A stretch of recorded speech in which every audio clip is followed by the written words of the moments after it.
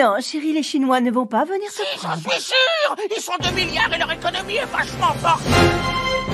L'expansion de la Chine peut-elle encore être arrêtée ? Le développement de la Chine depuis 2 ou 3 décennies est tout simplement fulgurant. C'est devenu un vrai business d'essayer d'évaluer la croissance chinoise. Il est indispensable dans tous les cas de discuter avec la Chine à tous les niveaux. La Chine, elle travaille pour les 50 ans, nous on travaille pour le quinquennat. Vous savez, une majorité de pays du monde a la Chine comme principal partenaire économique. Non seulement ce sont des concurrents importants, mais ils commencent à manger les grandes entreprises occidentales. La Chine fait un virage absolument énorme. C'est parfaitement vrai que la Chine fait peur.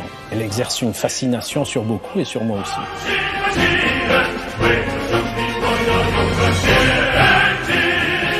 Bienvenue à tous, ravi de vous retrouver dans ce nouvel épisode de Chine Tonic. Et la Chine, l'un des pays à mettre le plus de moyens dans l'innovation technologique. Et pourtant, le monde entier s'est rendu compte pendant la crise du coronavirus que la Chine n'est pas forcément à la pointe dans tous les domaines quand il s'agit d'innovation numérique. Prenons le télétravail par exemple, ce n'était pas du tout dans la culture chinoise. En Chine, le présentéisme fait loi. Mais la crise du Covid-19 est passée par là et peut-être a-t-elle changé les mentalités ? Alors la Chine repense-t-elle le travail ? On va parler de tout ça en détail avec notre invité Eric Tarchoun. Bonjour Eric. Bonjour Erwan. Vous êtes avec nous depuis Hong Kong. Vous êtes le fondateur de Dragonfly Group, cabinet franco-chinois de conseil en ressources humaines. Ça fait 25 ans que vous vivez en Chine, Eric. Avec tout ce qui s'est passé là ces dernières semaines, est-ce que pour vous, la Chine du mois de juin 2020 ressemble à celle qu'on connaissait encore l'année dernière ? Il y a eu beaucoup de changements et le Covid-19 est passé par là, Erwan. Beaucoup de changements au niveau du travail, justement. Les entreprises, comme vous le savez, donc ont été affectées par le Covid depuis, on va dire, le mois de janvier, peu avant le Nouvel An chinois qui était cette année le 24 janvier. Et donc, elles ont dû s'organiser afin que leurs salariés puissent continuer à travailler. Alors, ça a été plus facile dans les bureaux que dans les usines et les ateliers, mais elles ont été contraintes. Quand je dis entreprises, c'est entreprises de toute nationalité, naturellement les entreprises chinoises comme les entreprises étrangères, à mettre en œuvre un certain nombre de moyens, justement comme le télétravail, ce qui est nouveau pour les Chinois, puisque traditionnellement, comme dans beaucoup de pays, les individus sont habitués à aller au bureau 5 jours par semaine et donc à travailler en équipe, en présentiel, donc en se voyant constamment en réunion, etc., avec plus ou moins de bonheur d'ailleurs et plus ou moins de productivité, parce que les réunions ne sont pas toujours productives. Et là, on a passé un cap en fait. On a passé un cap parce que on a été obligé de travailler chez soi, donc à distance.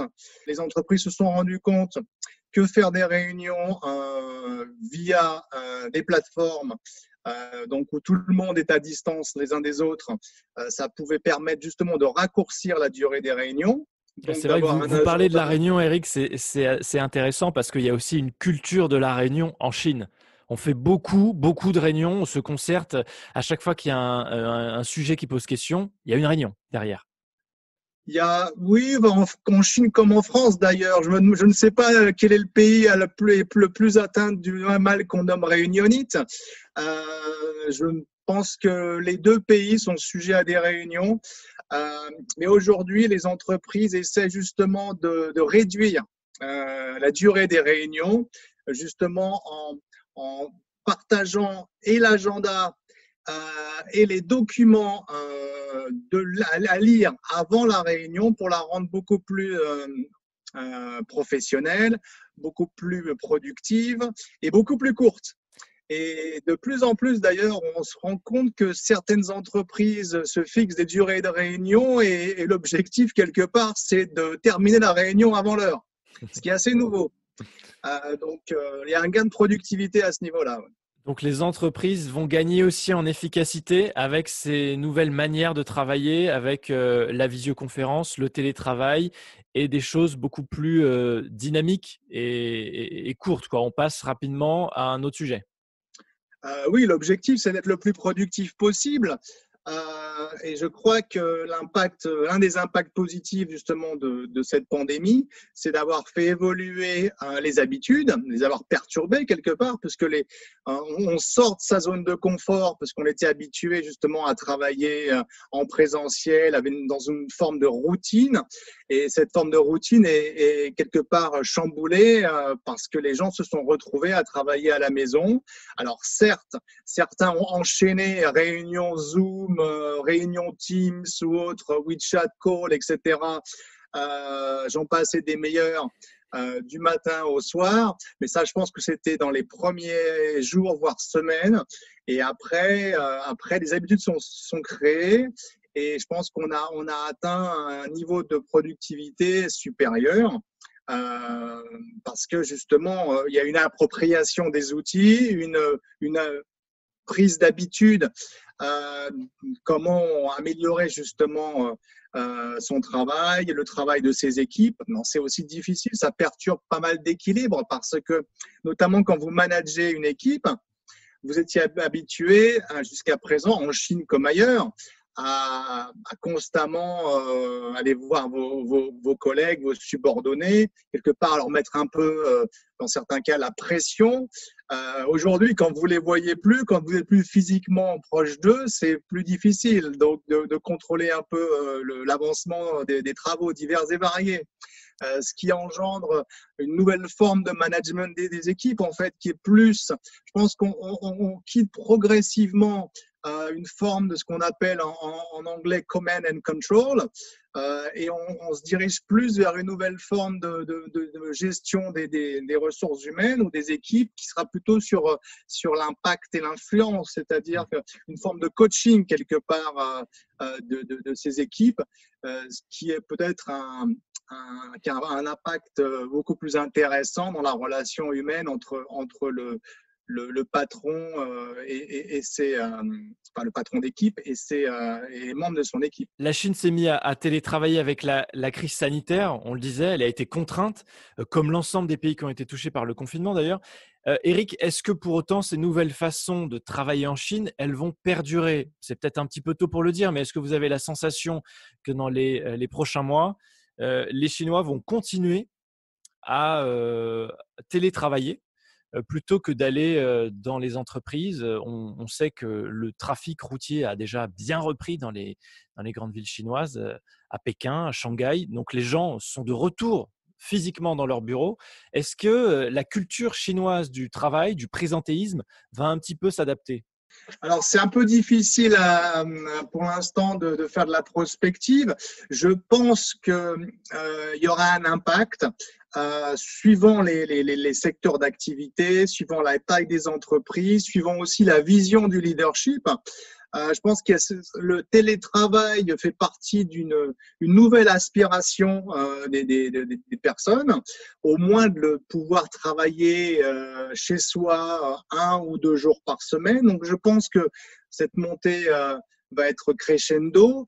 Elle va peut-être démarrer dans des entreprises qui sont plus modernes, entre guillemets, de par leur business model, de par leur secteur d'activité. Donc, c'est naturellement plus facile de préparer progressivement un passage, par exemple, à 1 journée par semaine en télétravail chez soi, quand on travaille dans les services, dans le conseil, etc., que lorsque l'on travaille dans l'industrie, dans une usine. Mais oui, je pense que c'est une tendance. Est-ce qu'elle sera lourde? C'est difficile à dire à ce stade. Mais effectivement, il y a beaucoup d'aspects positifs dans le télétravail, même à temps partiel. Vous parliez de la pollution, la baisse de la pollution, le gain de temps en transport, un temps un peu plus proche avec sa famille, un meilleur équilibre de vie aussi, parce que quelque part, il y a le stress des transports et notamment le stress aussi des transports publics ou même en voiture privée quand on est confiné, quand il y a un virus, on est toujours en situation de stress parce qu'on a peur d'attraper ce virus. Et je crois que même si beaucoup sont ravis de revenir au bureau, ravis de resocialiser, de retrouver leurs collègues, quelque part une forme de routine rassurante, cette expérience de télétravail laissera des traces. Oui, et c'est vrai qu'on parlait des géants du numérique tout à l'heure. Ils se sont vraiment emparés de ce sujet-là.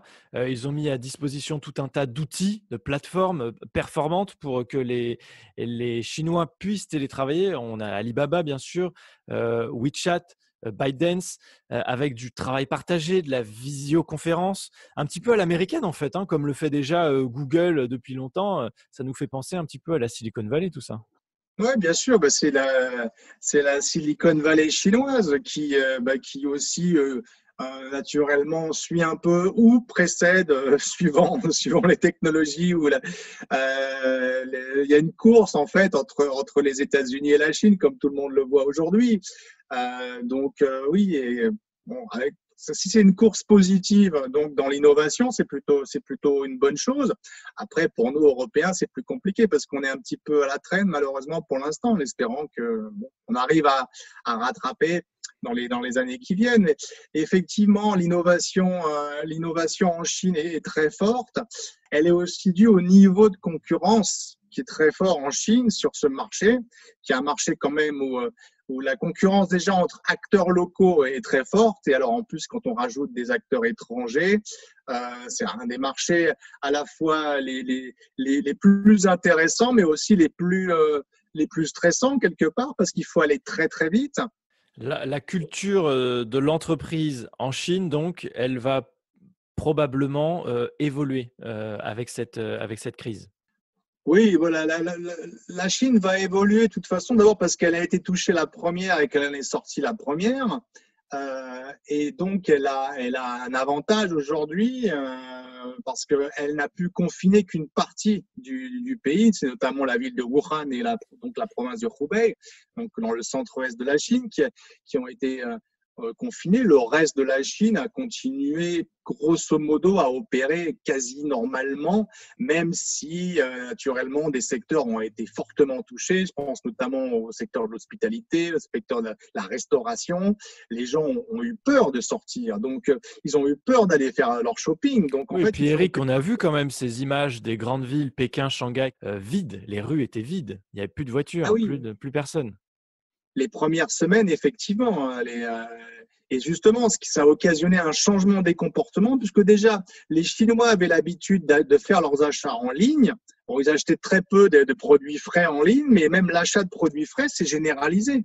Donc, en fait, cette crise, il y a une forme d'adaptation extraordinaire qui a été faite par le peuple chinois. C'est utiliser la technologie pour continuer à vivre d'une autre manière.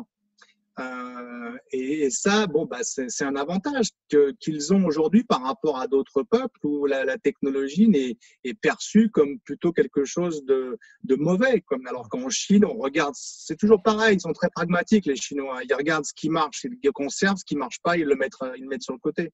Donc, je pense qu'ils vont en ressortir grandis. Grâce au fait qu'ils ont réussi malgré la peur, puisque tous les témoignages qu'on a eus et de nos collègues chinois et de personnes avec lesquelles on est en relation, c'était vraiment une forme de peur. C'est-à-dire que les gens n'osaient pas sortir parce qu'ils ne savaient pas s'ils allaient être touchés par le virus. Bon, cette peur s'est répandue après. Et bon, ils ont quand même réussi à gérer. Beaucoup d'entreprises ont mis en place des plans justement de soutien avec des aides psychologiques, avec des groupes de réflexion, etc. Même en ligne, où par exemple, vous pouviez avoir ne serait-ce qu'un responsable, par exemple, qui pouvait discuter avec une certaine personne soit de son équipe, soit d'autres départements, mais en général, c'était quand même plutôt l'équipe. Un partage justement d'expérience qui a été très fort et qui a permis aussi de participer à une forme de déstressage parce qu'effectivement les gens avaient très très peur au démarrage.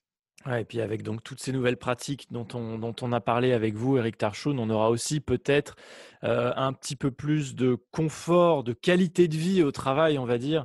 Ça en sera fini peut-être de l'image qu'on a du chinois, du coréen, du japonais, un petit peu comme un bourreau de travail qui va même parfois jusqu'à mourir d'épuisement sur son lieu de travail.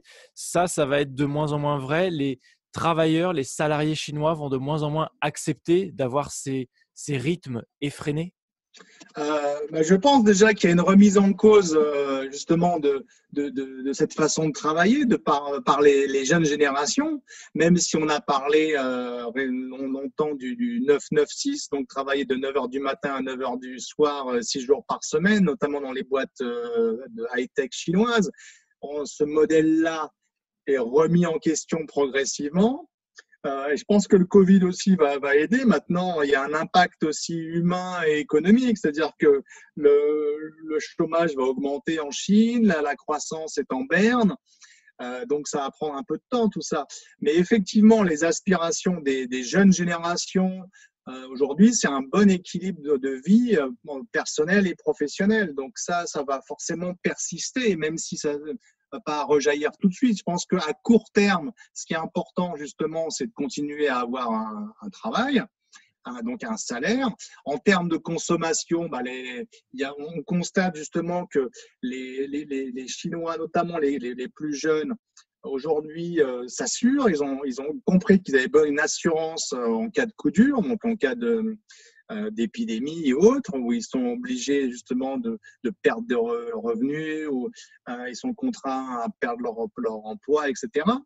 Donc c'est des nouvelles formes je pense qu'ils ont franchi encore une étape. Alors je parle beaucoup de Chinois dans urbain.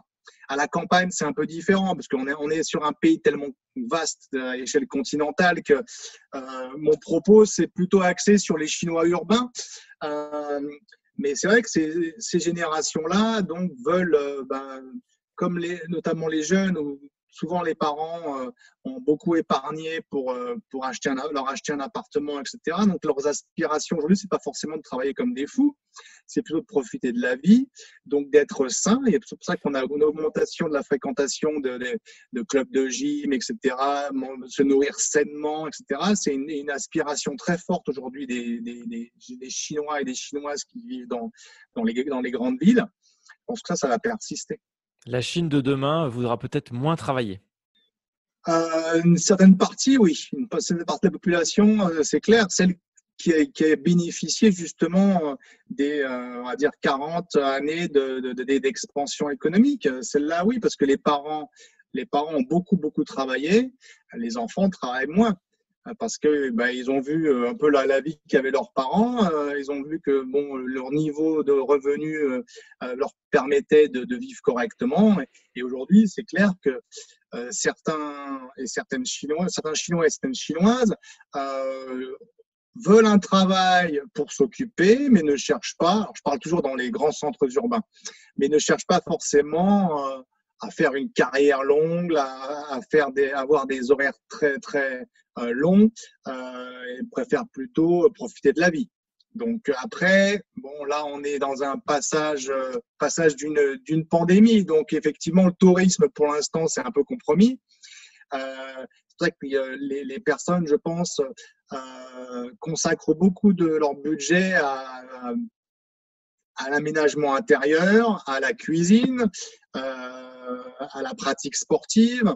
Ce sont des nouvelles formes de consommation aujourd'hui chez les jeunes générations chinoises.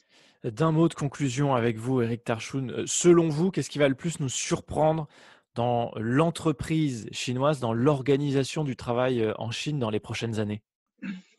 Je pense que ça va évoluer. Il y aura naturellement des séquelles positives et d'autres moins de ce passage de l'épidémie. Les entreprises chinoises vont continuer à investir dans la technologie. La digitalisation, elle est très forte en Chine, elle est beaucoup plus forte qu'ailleurs. Comme je vous le disais en préambule, toutes les générations sont touchées. Tout le monde adhère au fait que la technologie est importante. Et puis l'aspect collectif fort dans la culture chinoise, où la famille et après le réseau, le guanxi, joue un rôle prépondérant dans la situation de l'individu, fait que justement on a besoin de faire un peu comme les autres, donc d'adhérer à un système de valeurs. On est d'accord souvent pour vivre dans une société qui est quand même relativement surveillée comparativement à la société occidentale. mais aussi parce qu'on n'a pas les mêmes valeurs. Et ces valeurs-là, elles sont de plus en plus peut-être déconnectées des valeurs occidentales. On a cherché à rapprocher les valeurs chinoises et les valeurs occidentales en disant que la modernité était occidentale. En fait, aujourd'hui, on s'aperçoit que la modernité, elle est de plus en plus asiatique. Pas uniquement chinoise d'ailleurs, mais donc je crois que ces changements-là vont aussi avoir des répercussions sur les relations que les Occidentaux vont avoir avec les Chinois au sein d'une organisation, parce qu'il y a aussi de plus en plus, on en parle très peu, mais d'Occidentaux qui travaillent dans les entreprises chinoises. Je pense qu'il y a forcément un impact positif en la matière. L'impact négatif, c'est difficile à l'évaluer aujourd'hui. Sans aller dans la politique, mais on est dans une période assez perturbée. Je pense que tout le monde veut retrouver une forme d'équilibre, une forme d'harmonie, et je crois que la pensée chinoise nous apporte ce côté harmonieux, à nous occidentaux de l'intégrer, de voir un peu comment on peut bénéficier du meilleur des deux mondes, je dirais, du meilleur des deux cultures. Merci beaucoup, Éric Tarchoun, pour votre analyse. Merci, Erwan. Merci beaucoup d'avoir participé à Chintonic. Je rappelle que vous êtes le fondateur de Dragonfly Group, cabinet franco-chinois de conseil en ressources humaines. Merci encore. Merci à tous de suivre Chintonic. Vous êtes de plus en plus nombreux. Je rappelle que ce podcast est disponible sur toutes les plateformes, Apple, Google, Spotify, Deezer et toutes les autres. N'oubliez pas de vous abonner pour être alerté dès la sortie d'un nouvel épisode. À très vite.